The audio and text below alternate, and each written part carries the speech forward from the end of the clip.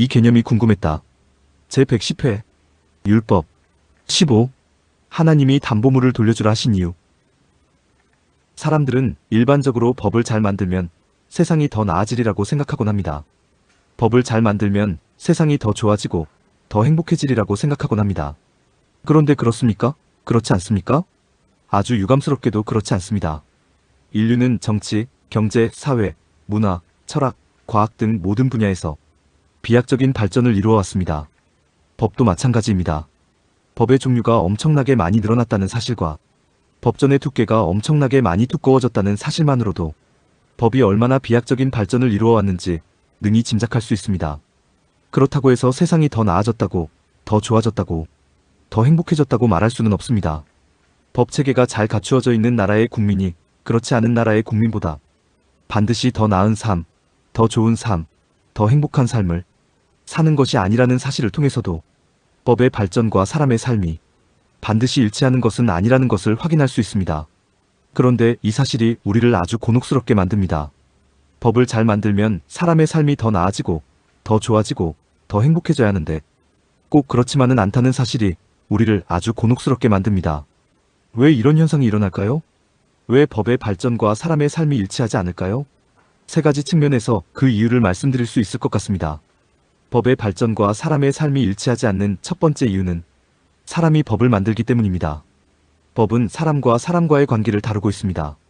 즉 법을 만드는 사람도 어쩔 수 없이 다른 사람과 관계를 맺으며 사는 사람이라는 뜻입니다. 이때 법을 만드는 사람이 자신에게 유리한 쪽으로 법을 만들까요? 아니면 자신에게 불리한 쪽으로 법을 만들까요? 따로 대답해 드릴 필요가 없을 것 같습니다. 오늘날 각 나라의 국회를 보면 바로 정답이 나오기 때문입니다. 법의 발전과 사람의 삶이 일치하지 않는 두 번째 이유는 사람이 법을 집행하기 때문입니다. 법은 사람과 사람과의 관계를 다루고 있습니다. 즉 법을 집행하는 사람도 다른 사람과 관계를 맺으며 사는 사람이라는 뜻입니다. 이때 법을 집행하는 사람이 자신에게 유리한 쪽으로 법을 집행할까요? 아니면 자신에게 불리한 쪽으로 법을 집행할까요? 따로 대답해 드릴 필요가 없을 것 같습니다. 오늘날 각 나라의 검찰이나 경찰을 보면 바로 정답이 나오기 때문입니다. 법의 발전과 사람의 삶이 일치하지 않는 세 번째 이유는 사람이 법을 판단하기 때문입니다. 법은 사람과 사람과의 관계를 다루고 있습니다. 즉 법을 판단하는 사람도 다른 사람과 관계를 맺으며 사는 사람이라는 뜻입니다. 이때 법을 판단하는 사람이 자신에게 유리한 쪽으로 법을 판단할까요? 아니면 자신에게 불리한 쪽으로 법을 판단할까요? 따로 대답해 드릴 필요가 없을 것 같습니다. 오늘날 각 나라의 사법부를 보면 바로 정답이 나오기 때문입니다. 이처럼 법을 만들고 법을 집행하고 법을 판단하는 존재가 사람이기에 법으로는 세상을 행복하게 변화시킬 수 없습니다. 그렇다고 해서 사람을 무시하는 것이 아닙니다. 다만 어쩔 수 없는 사람의 한계에 대해 말씀드리고 있는 것입니다. 또 우리나라 법을 무시하고 입법부, 행정부, 사법부를 무시하는 것이 아닙니다. 저도 법을 지키기 위해 무진장 노력하는 사람이고 대한민국을 엄청나게 사랑하는 대한민국 국민입니다. 다만 어쩔 수 없는 법의 한계와 어쩔 수 없는 기관이나 조직의 한계에 대해 말씀드리고 있는 것입니다. 또 사람이 만든 법의 무용성에 대해 말씀드리는 것이 아닙니다. 그나마 법이 있었기에 우리나라 사회가 지금까지 유지되어 올 수 있었고 그나마 법이 있었기에 이만큼 사람이 살아갈 수 있다고 인정하고 있습니다. 다만 사람에 의해 만들어지고 집행되고 판단되는 법의 한계에 대해 말씀드리고 있는 것입니다. 이쯤에서 생각해 보아야 하는 게 하나 있습니다. 그것은 만약 하나님께서 법을 만드시고 하나님께서 법을 집행하시고 하나님께서 법을 판단하시면 그 법은 완벽하고 완전하냐는 것입니다. 사람이 만들고 사람이 집행하고 사람이 판단하는 법은 한계를 지닐 수밖에 없는데 하나님께서 이 모든 과정에 관여하시면 그것은 완벽하고 완전하냐는 것입니다. 제가 드릴 수 있는 대답은 그렇지 않다는 것입니다. 우리가 율법에 대해 가장 많이 오해하는 것이 율법은 하나님께서 주신 법이기에 완벽한 법이고 완전한 법이라고 생각한다는 것입니다. 그래서 율법을 온전히 다 지켜 행하면 세상이 아름다워지고 세상이 행복해질 수 있다고 생각한다는 것입니다. 그러나 그렇지 않습니다.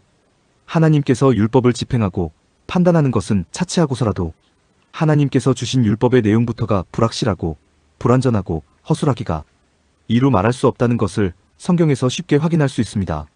출애굽기 22장에 보면 이른바 배상에 관한 법, 도덕에 관한 법이라는 내용이 기록되어 있는데 그 법이 얼마나 불확실하고 불완전하고 허술하기 짝이 없는지 몇 가지 예를 들어보겠습니다. 우선 출애굽기 22장 1절. 사람이 소나 양을 도둑질하여 잡거나 팔면 그는 소 한 마리에 소 5마리로 갚고 양 한 마리에 양 4마리로 갚을지니라라는 기록이 있습니다. 소 도둑은 소 5마리로 배상하고 양 도둑은 양 4마리로 보상해야 한다고 기록하고 있습니다. 이 기준이 무엇입니까? 왜 소는 5마리로 배상하고 양은 4마리로 배상하라고 합니까? 소가 귀하고 소가 더 값나가서 그렇습니까? 그렇지 않습니다. 소 키우는 사람에게는 소가 더 귀한 법이고 양 키우는 사람에게는 양이 더 귀한 법입니다. 그런데 밑도 끝도 없이 소는 5마리로 양은 4마리로 배상하라고 합니다. 듣는 양이 무척 섭섭할 것 같습니다.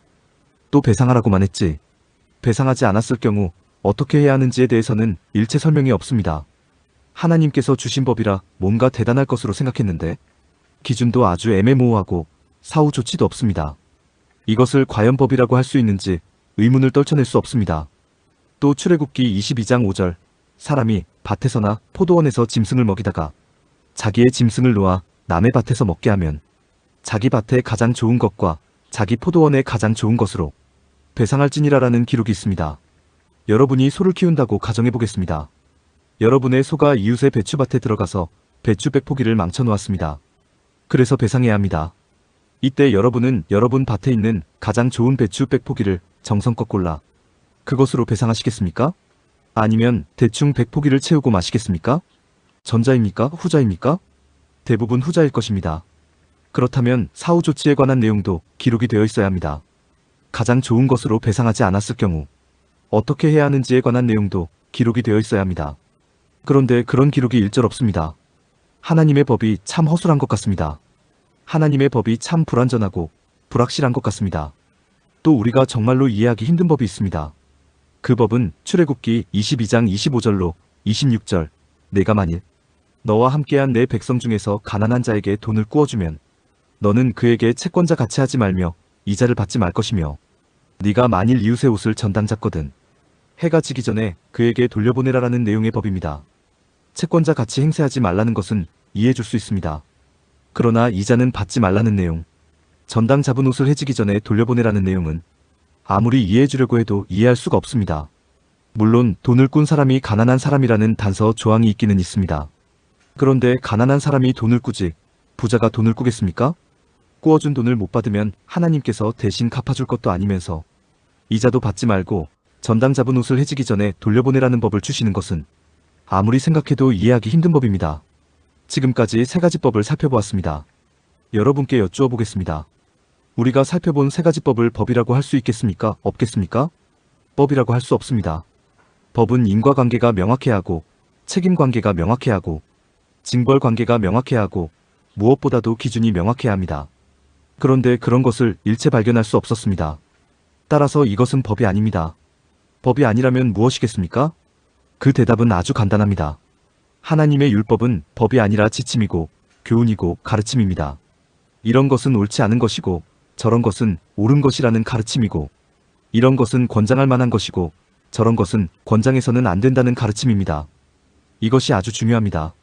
따라서 우리는 율법을 법으로 이해하는 것이 아니라 그 내용 안에 담겨있는 원리를 이해해야 하는 것입니다. 오늘 영상을 시작할 때 사람의 법에 대해서 말씀드렸습니다. 법 자체에 문제가 있는 것이 아니라 법을 만들고 법을 집행하고 법을 판단하는 사람에게 문제가 있는 것이라고 말씀드렸습니다. 법 조항이 아무리 완벽하더라도 법 조항에 담겨있는 법 정신을 사람이 이해하지 못하면 그 법은 사람을 살리는 법이 아니라 사람을 죽이는 법이 되는 것이고 세상을 행복하게 하는 법이 아니라 세상을 불행하게 하는 법이 됩니다. 하나님은 전당 잡은 옷을 해지기 전에 돌려주라고 했습니다. 그 이유가 출애굽기 22장 27절. 그것이 유일한 옷이라. 그것이 그의 알몸을 가릴 옷인즉 그가 무엇을 입고 자겠느냐? 그가 내게 부르짖으면 내가 들으리니 나는 자비로운 자임이니라라고 기록하고 있습니다. 하나님께서 주신 율법은 법이 아니라 사람을 살리는 원리라는 것을 깨달을 수 있습니다.